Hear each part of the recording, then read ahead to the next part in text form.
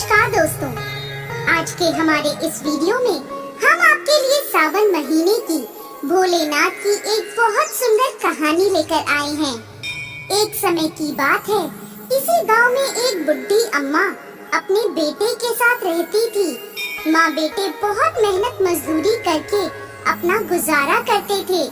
एक बार बुढ़ी अम्मा के मन में विचार आया कि अब उसका पुत्र विवाह के योग्य हो गया है, अब उसे अपने लिए बहू ले आनी चाहिए। कुछ समय बाद बुढ़ी अम्मा ने अपने बेटे का विवाह एक सुशील कन्या से कर दिया। उसकी बहू बहुत सुंदर, सुशील और संस्कारी थी।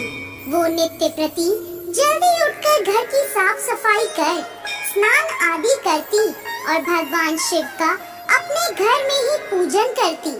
विवाह के कुछ समय बाद सावन का महीना आया। बुढ़ी अम्मा की बहू भगवान भोलेनाथ की अनन्य भक्त थी। उसके मन में ये विचार आया कि वह सावन के महीने में मंदिर जाकर शिवलिंग पर जल अर्पित करे।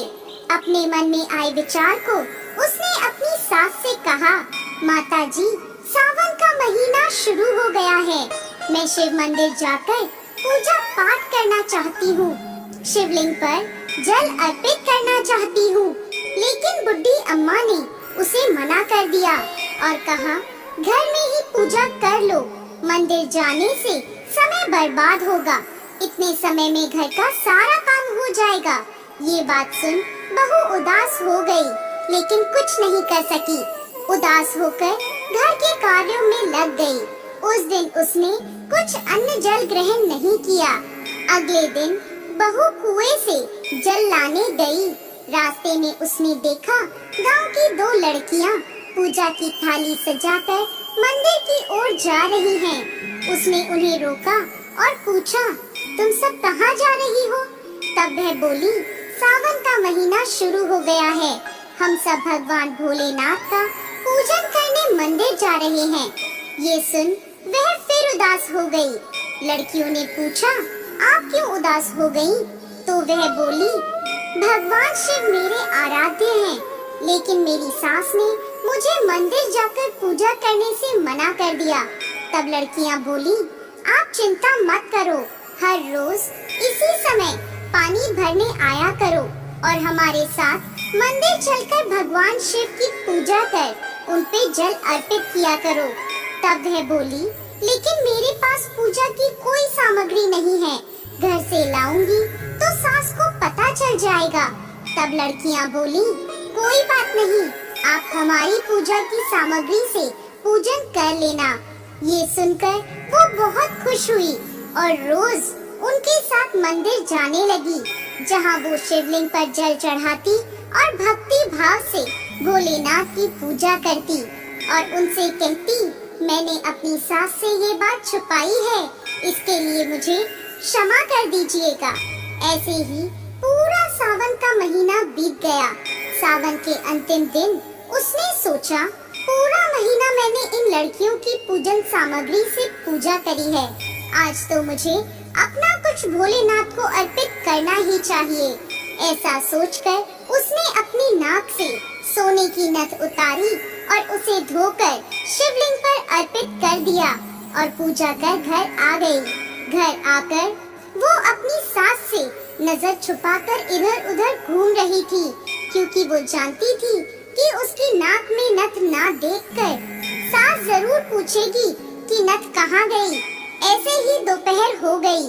तभी अचानक सास की नजर उसकी नाक पर गई और नाक में नथ ना देखकर सास ने पूछा, बहू, तुम्हारी नथ कहाँ है? तो वह बोली, माँ जी, मुझे नहीं पता, शायद कहीं गिर गई होगी। सास बोली, अच्छा, तो ये बताओ कि तुम आज कहाँ कहाँ गई थी, वहीं जाकर ढूंढ लेंगे।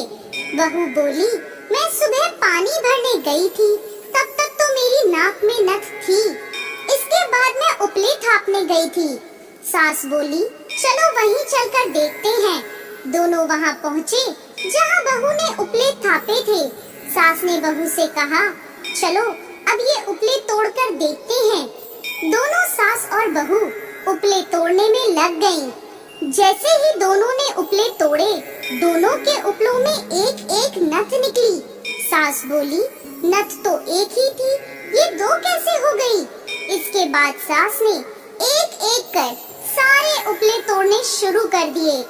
अब सास उपले तोड़ती जाए और उन सब में से नथ निकलती जाए। सास ने बहू की ओर देखा और पूछा, ये क्या मांजरा है? तब बहू ने सास से क्षमा मांगते हुए सारी बात उसे बता दी और कहा, ये भगवान भोलेनाथ का आशीर्वाद है। आज मैंने सावन की समाप्ति पर उन्हें अपनी नथ अर्पित की थी और उन्होंने मुझे इतनी सारी नथ वापस कर दी। सास बहू की बात सुनकर बहुत खुश हुई और कहा, सावन माह में स्नान, जप, तप और दान का इतना महत्व है तो अगले साल हम दोनों मिलकर शिवलिंग पर जल चढ़ाएंगे और पूजा पाठ करेंगे।